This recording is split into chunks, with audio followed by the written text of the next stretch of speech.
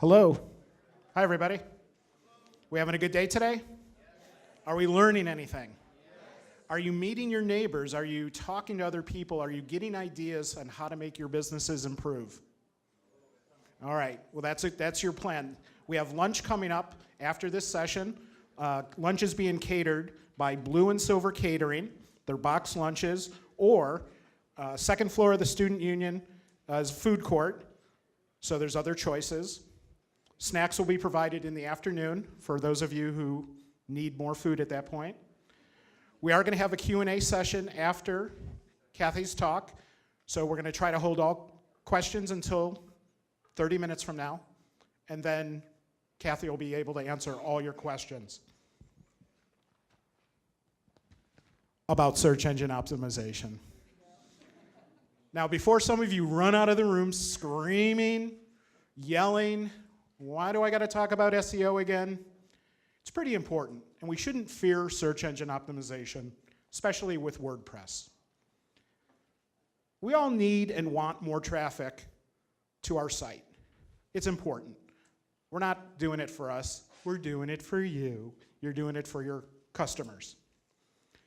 Kathy Alice Brown joins us from the San Francisco Bay Area, and for the last 3 years, she's been an SEO consultant and has developed several WordPress sites. Her session is Demystifying WordPress Search Engine Optimization. Please welcome Kathy Alice Brown.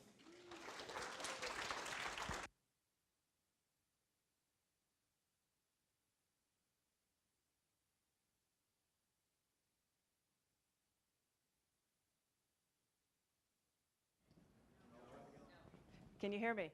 There's a delay. So let me just see who's here. How many of you are business owners? Okay, and how many are designer developers?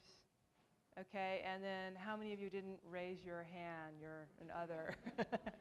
Okay. So I do have a lot of material, probably more material than the time, but my intent is just to make you aware of some of the considerations and some of the things you should be thinking about. And of course, we have the Q&A session afterwards, so we can deep dive in anything I kind of just touched on. So who am I? Well, as my wonderful MC just mentioned, I am an SEO consultant. I do SEO work for an agency called Stone Temple Consulting. And I've been blogging for the last 3 or 4 years, and I like WordPress. And believe me, when you look at some of the other sites I have to look at, WordPress is so much better. So I like WordPress. I'm kind of the WordPress SEO expert at Stone Temple. And yeah, and I am known to kind of hack my blog and build a couple WordPress sites. So, and then my decision, which actually I made a while ago, is I want to build a video tutorial on getting more traffic to your WordPress site. So that's something I'm working on, and this is my way of kind of doing this presentation to get feedback, see what people ask me, to kind of get a sense of what I should put together. So there's really, I mean, you designer and developers might quibble with me on this, but there's really only 2 things that matter from the business owner's perspective. That's to get the traffic to your site and converting that traffic. Now, so I'm going to focus mainly on the first thing, which is getting traffic.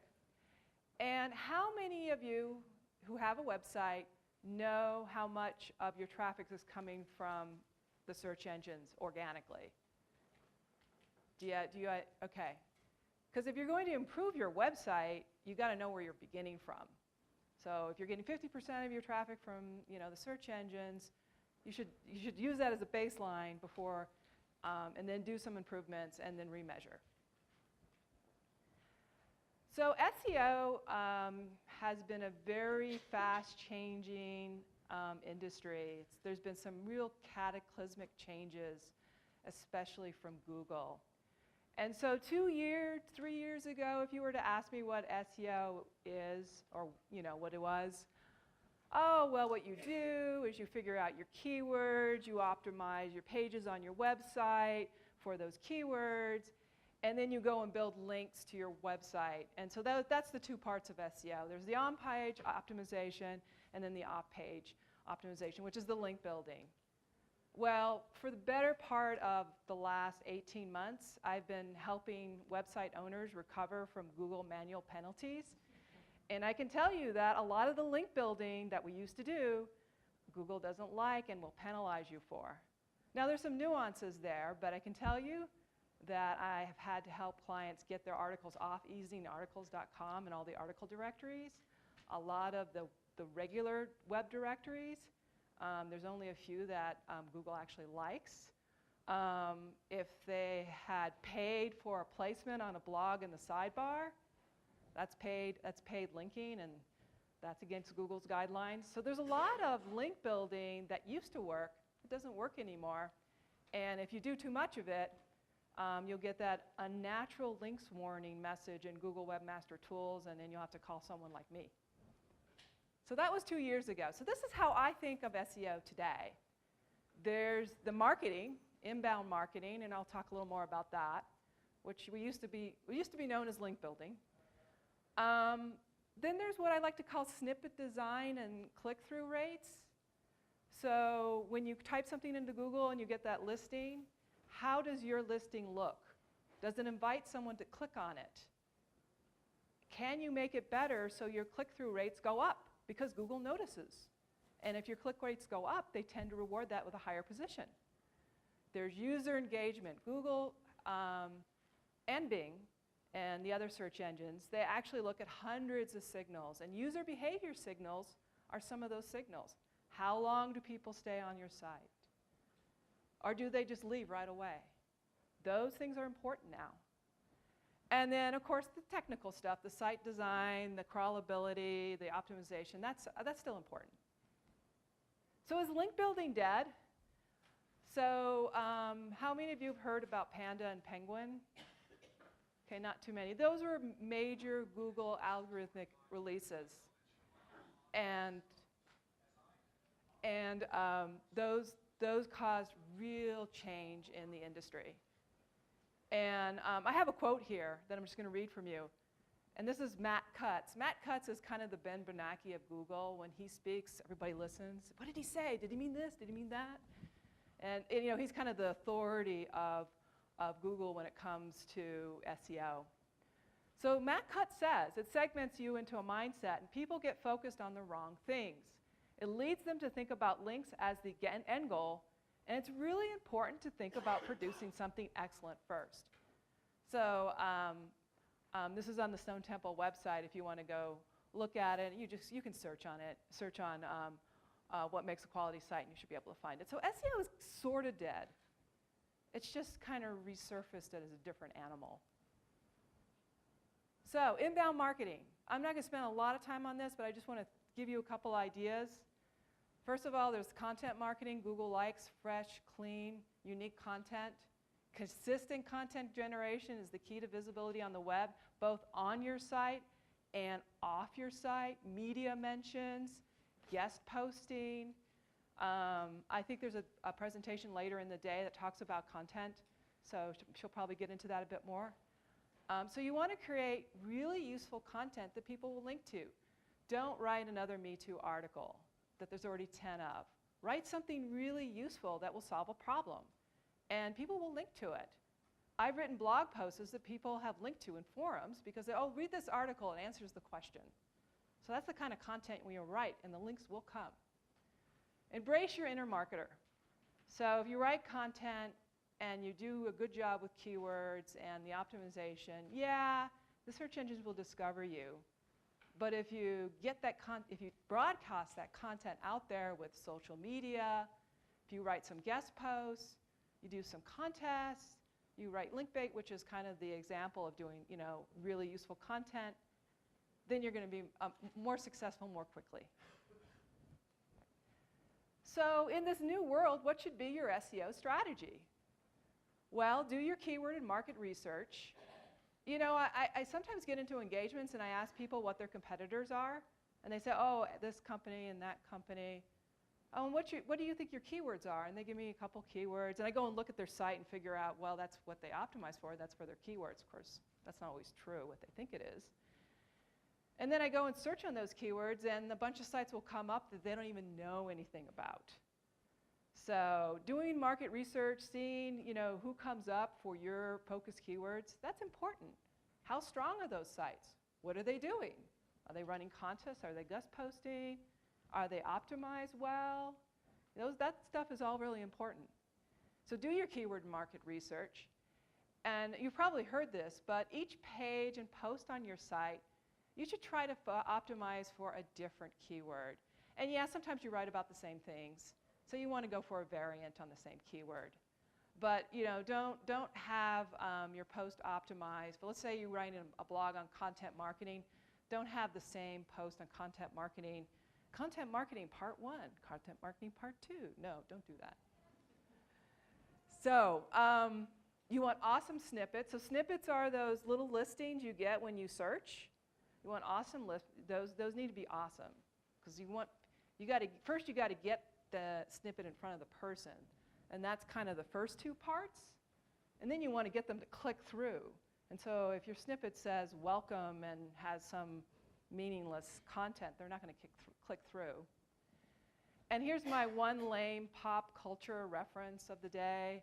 You want to be the Hotel California for all vehicles. And what I mean by that is you want people to come to your site and you want them to stay. You want them to read more than one article. You want them to engage. You want them to share your content. And when I say by all vehicles, I mean they may be on a phone. They may be on an iPad. They may be on a desktop. So you want to make sure that experience works for all those vehicles. And you want to pay attention to the technical stuff. Okay, so the basics. Here's a snippet. So page title. So how many of you know about the title tag? So that's if you could look at, when you have your browser tabs and it's got that little content, if you mouse over the tab, it sort of pops up. That's your title tag. So Google, in most cases, if it's written fairly decently, will take that and make it that clickable blue link. It's purple because I clicked on it when I took the screenshot, but it is blue if I hadn't clicked on it.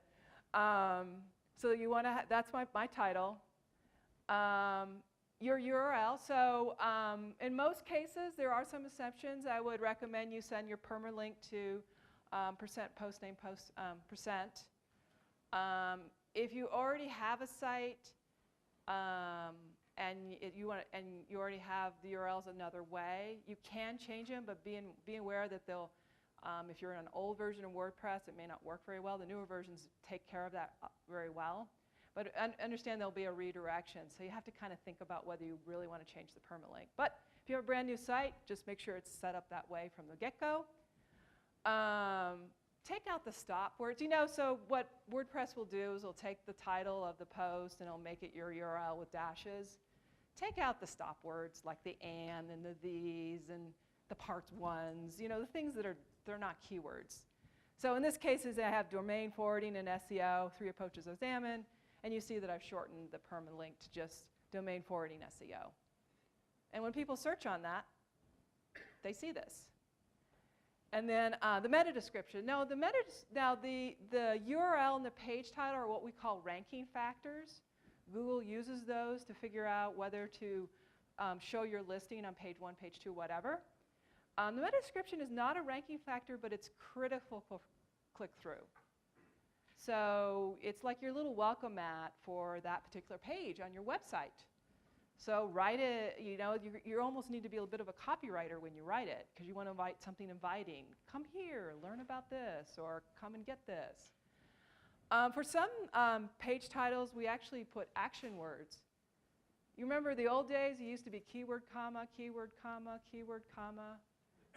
Do you think that looks good and inviting? Keyword, no, it's got to be a sentence. It's got to be for the humans, because you really want them to click through.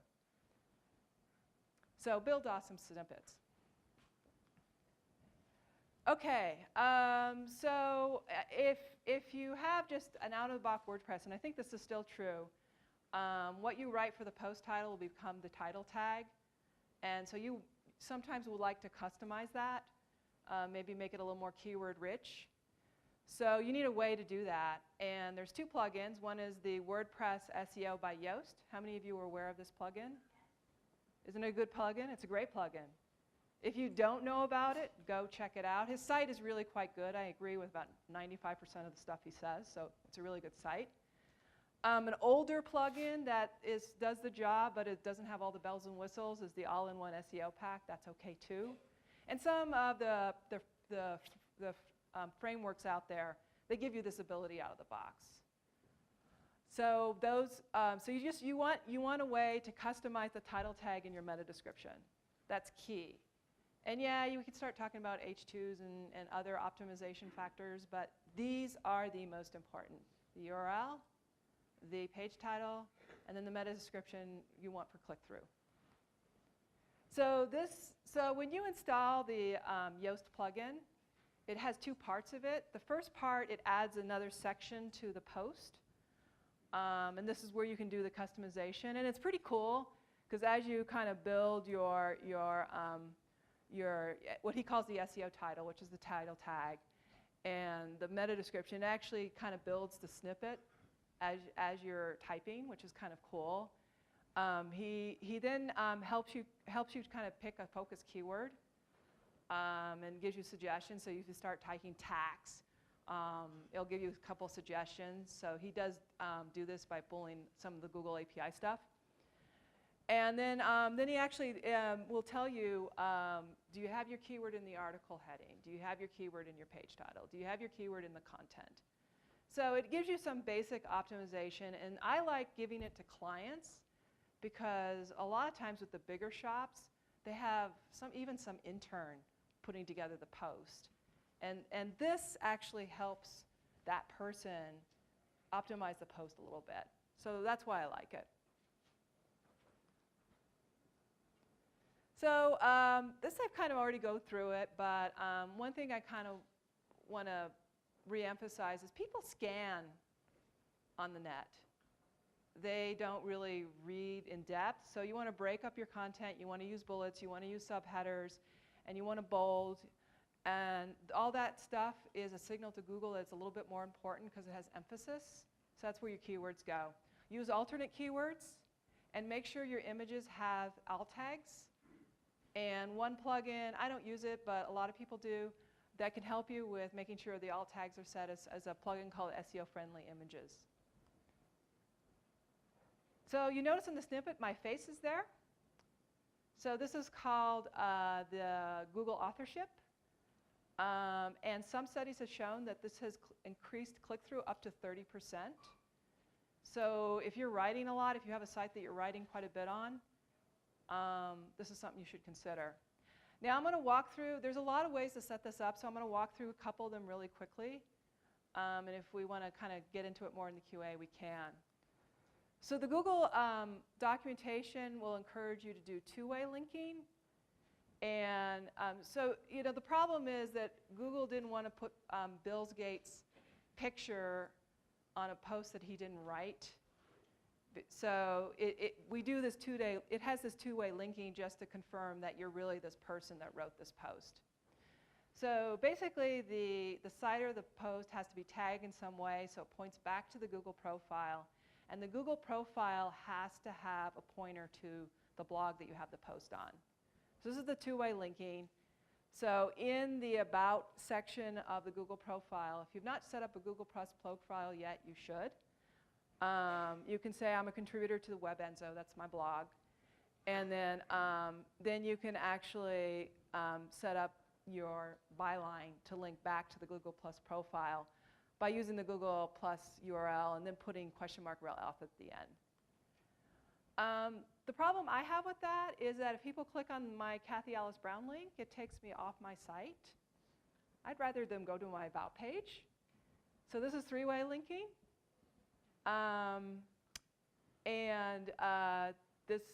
The Google profile part is the same. But you want, I set up my About link since I'm a single author blog. My About menu item has the rel author tag. And then my About page actually points to the Google profile with the rel me. So this is another way to do it. There's a lot of ways to do this. One really cool, WordPress can strip out tags, the rel tags. So the way to do this is when you go into the menu, you can set up the link relationship, which is called the XFN tag, and you just put author there, and that will add the rel author there. And then you get into multi-author linking, and I could talk about this a lot, but I don't have a lot of time. I will recommend a plugin called Authorsure. It will help you set this up, and you can have your author box point to your author archive page, and it will help you set it all up. When you get this set up, make sure to test it with the Google structured data testing tool. If you search on rich snippets testing, you'll find this as well. And you just want to make sure that it's all green, there's no red on it. So Google provides this tool for you to test it, because your picture won't show up right away until Google spiders your site again. And this is just the surface of it. There's all sorts of rich snippets out there. If you're in the food kind of blogging, there's recipes and reviews, and there's video rich snippets. And I haven't played with this plugin personally yet, but it gets good buzz. So if you're interested in this, you either can find a plugin that is particular for the type of markup you want to do, or you can try out the schema creator. But I just wanted to make you aware of this stuff, because if you're in one of these niches, this can be very powerful. If you have a lot of video on your site, you might want to consider this. Okay, responsive. So this is kind of more in the engagement. Make sure that if someone visits you on their phone, they can kind of see. Make sure that when you look at the site, you know, things have been all shifted around if it's a responsive theme. So if you have an ad you want front and center for your site, you know, a lot of responsive themes will push it all the way down to the bottom. So make sure you understand how your theme is kind of shifted around when viewed on devices. I've done some responsive theme work with clients. My blog is still not responsive, so I've installed WP Touch. I will be moving to a responsive theme within the next 12 months for sure. It's just the way it's got to happen. The SEO part, if you use responsive, the SEO part is pretty much handled. If you don't use responsive, you have a separate mobile site, or you're serving different HTML, the SEO considerations get kind of nasty. So use responsive. So I mentioned you want to keep people on your site. So write awesome content. That's kind of the subject of the session later on today. Have a reasonable looking design site, you know. If you can't do it yourself, hire someone to do it for you. Offer them more to read or write or watch. And on the read side, there's a plugin called Yet Another Related Post plugin, which will kind of add, you know, you might like this. If you say, oh, I wrote about content marketing. Well, here's another post on, you know, how to get ideas for content. You know, so there's all these different ideas. That will keep people on your site longer. Social media buttons, I think that's a given, and there's a session on that later on today. And yeah, it's a signal.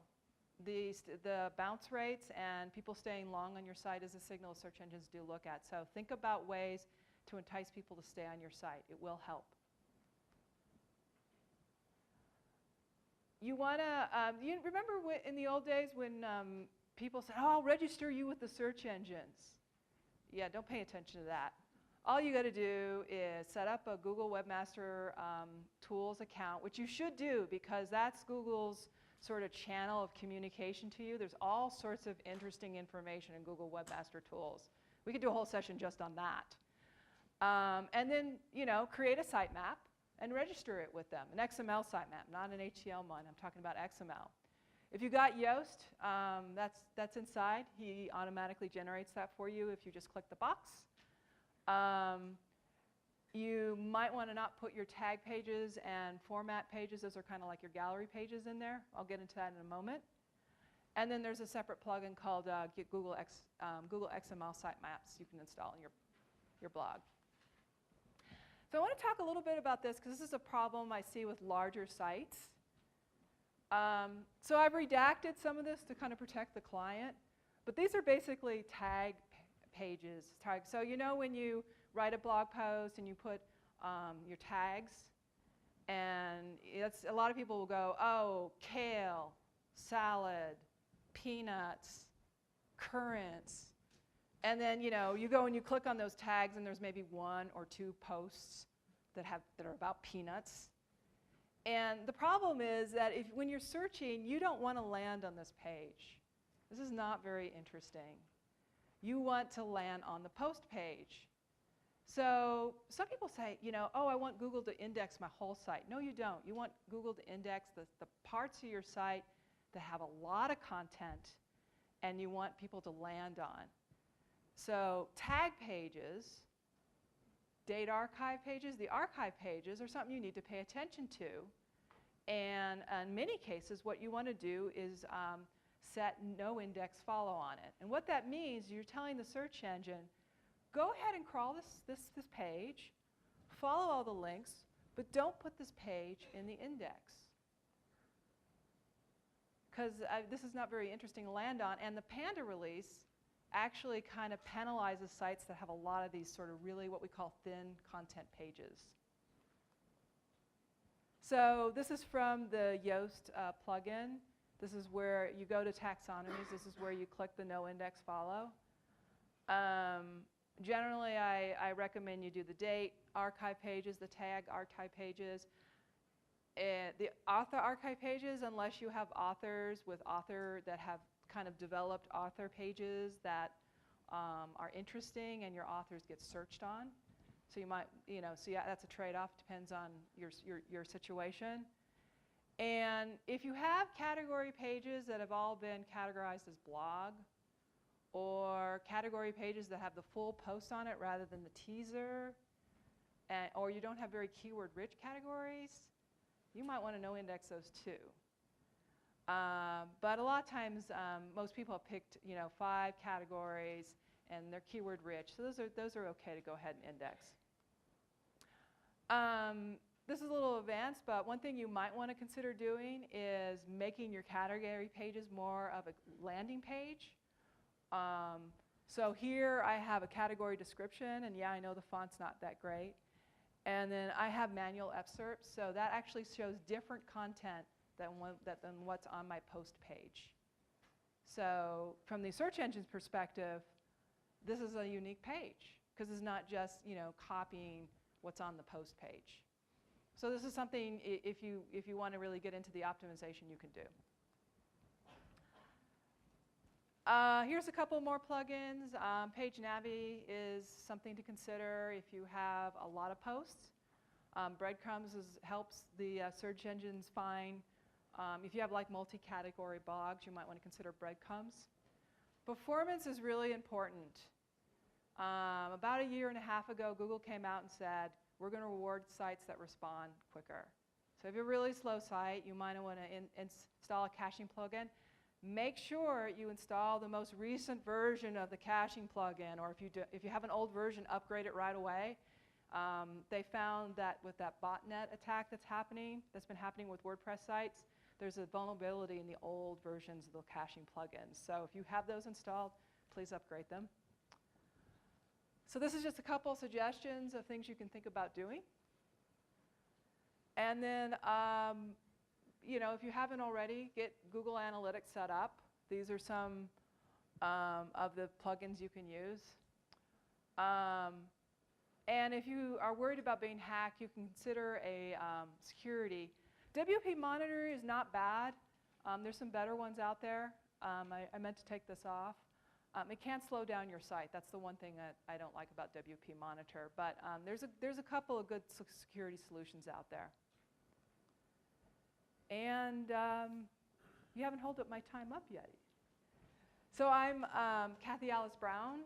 If you search on Kathy Alice Brown, you'll find me on Twitter and LinkedIn. Feel free to connect.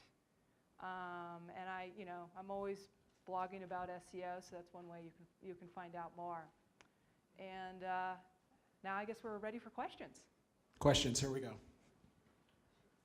All right, so that was an excellent, no bullshit presentation on SEO.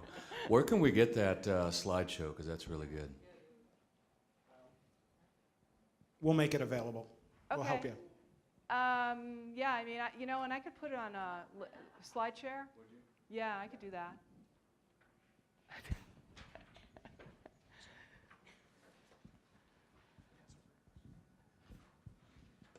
Offhand, do you have the names of the security plugins that aren't up there?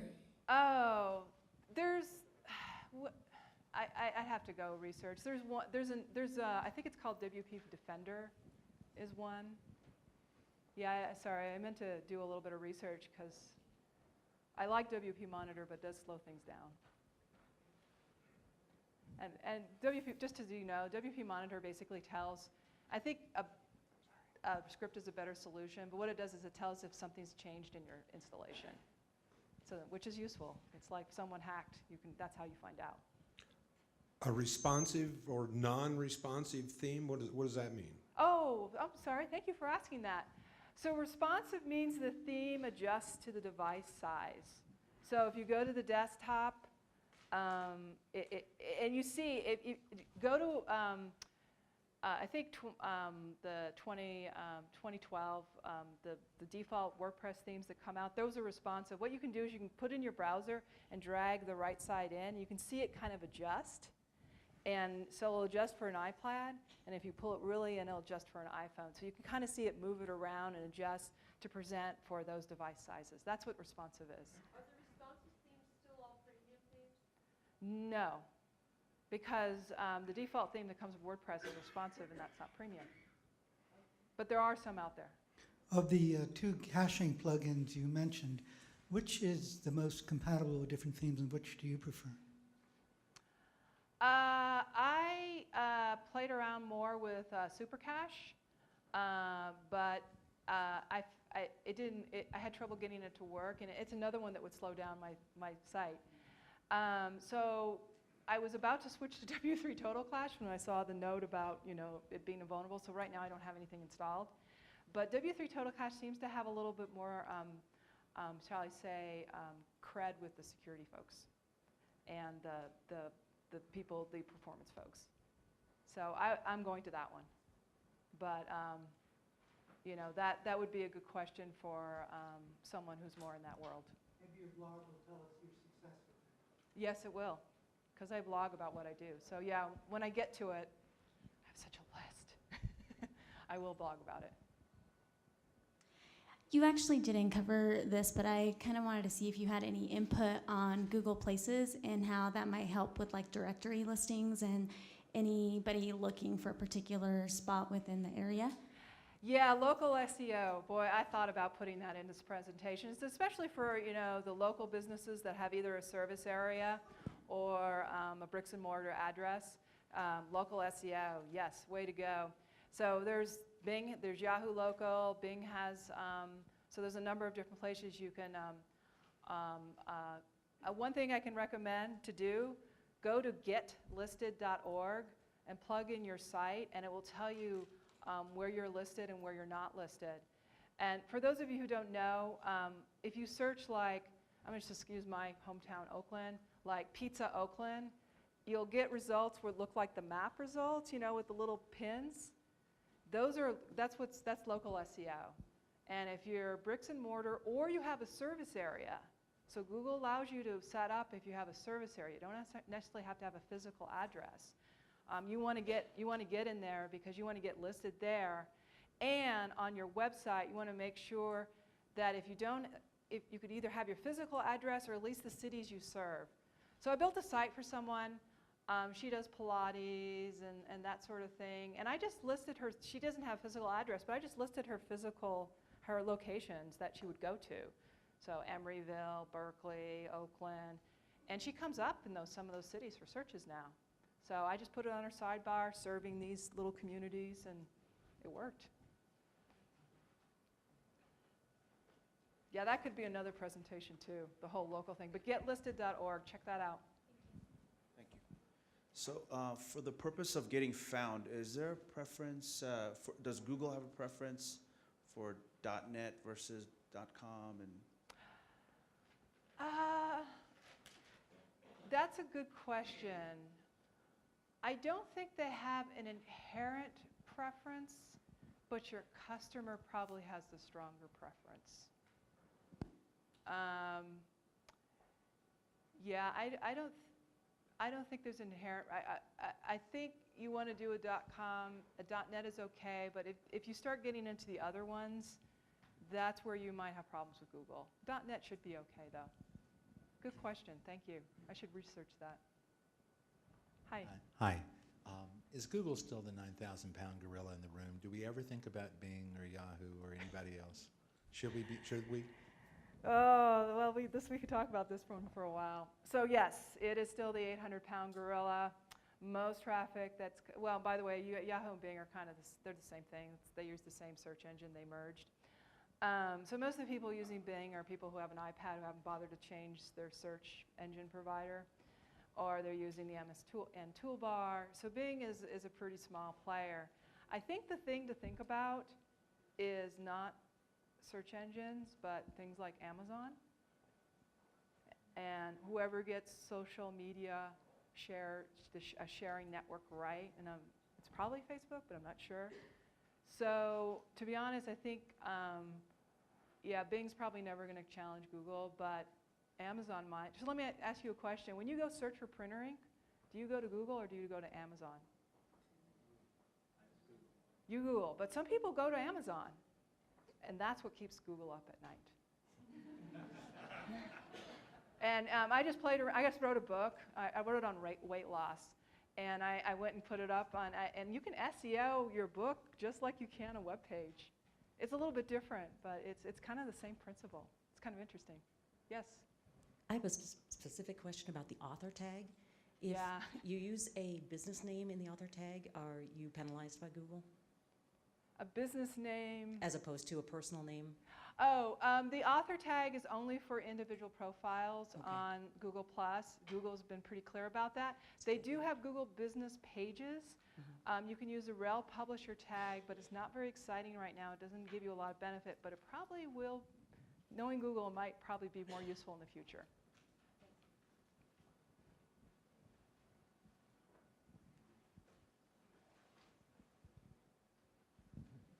Can you give a simple answer on how to deal with canonical issues? Do you want to give me an example?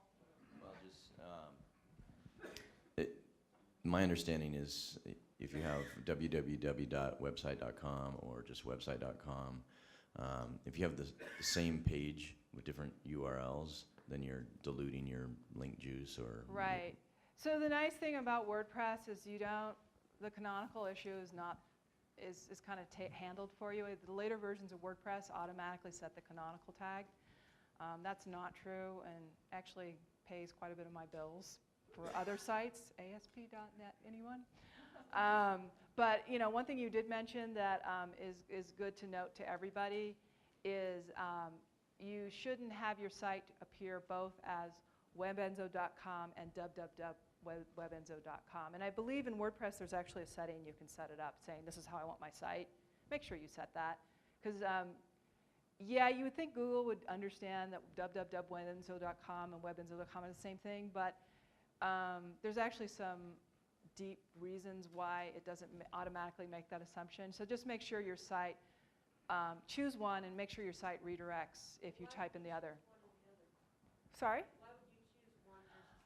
That's kind of more of a business preference. A lot of people use www because that's expected. I use webenzo because it's shorter, so I don't use www. But on other sites, I've used www. It's kind of more. It's not really an SEO thing. It's more of a business thing.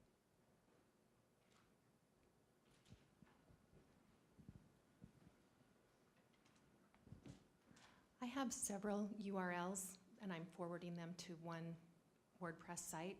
Do you get penalized with the search engines if you're forwarding rather than? Depends on how you're doing it.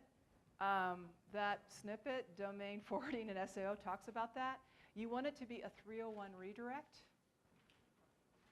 So if you don't know what that is and you've got some techie helping you out, just ask them if it's a 301 redirect. And not like you're not masking it. That's bad. Yeah, there's a number of ways of doing it a bad. 301 redirect is what you want. We're going to make this the last question. I was wondering about subdomains too. I was wondering, say you had a store that was store.com, and then you had it, what if you were to do beachwear.store.com and then, you know, shoes.store.com in order, and I've read and heard different things about how to set that up to, is that gonna hurt you or not? Because I've seen some of the larger companies doing it, but Yep. then I've read articles saying don't do it. No, it's I'm okay to wondering do it. okay. There's both SEO and business considerations in that type of decision. The one thing I would say is make sure that it's really clear that the same people that own the root domain own the subdomain. Really quick story. We had a client who had a .net domain, and they bought the .com because they were serious about their business. So they're going to use the .net for like login, you know, membership stuff, and the .com was going to be their, you know, their real site. And because of the way their business was architected, not the same person owned both. And even though they moved the whole site over and there were 301s and we did everything right, we did the change of address in Google Webmaster Tools, they still weren't ranking until we changed the registration so the same person was on both. Now that's not a subdomain, but that's what I mean. Because spammers can actually hijack a subdomain of yours, so make sure that in the who is, it's the same person. And then it really comes down to, you know, it's kind of more of a business conversation, whether you want to go with a subdomain or a folder. That's kind of an in-depth conversation, but that's the one tip I would pass along. Well, would it be helpful, say you had a shop and you sell flip-flops? Would it be better, maybe for SEO, to say flipflops.store.com or store.com/ Maybe, I wouldn't do it. Just repeat the question, Kathy. Oh, sorry. Because that keyword is also, then that keyword becomes in the title, in the. Yeah, having your keyword in the domain is powerful. And if that's all you sold was, yeah. Yeah, again, it's a trade-off. You know, when you're establishing a subdomain, you have to kind of start thinking about questions is like how much of the branding is going to carry over, how much of the design is going to carry over. You know, technically, how is it going to be administered, because subdomains can actually live on separate servers. So yeah, I mean, it might make sense to do that, and you would get a little bit of a boost from having the keyword in the subdomain, but it's not your only consideration when you make that decision. It's a more complex decision. Excellent. Thank Great you, overview. everybody. Kathy Ellis Brown.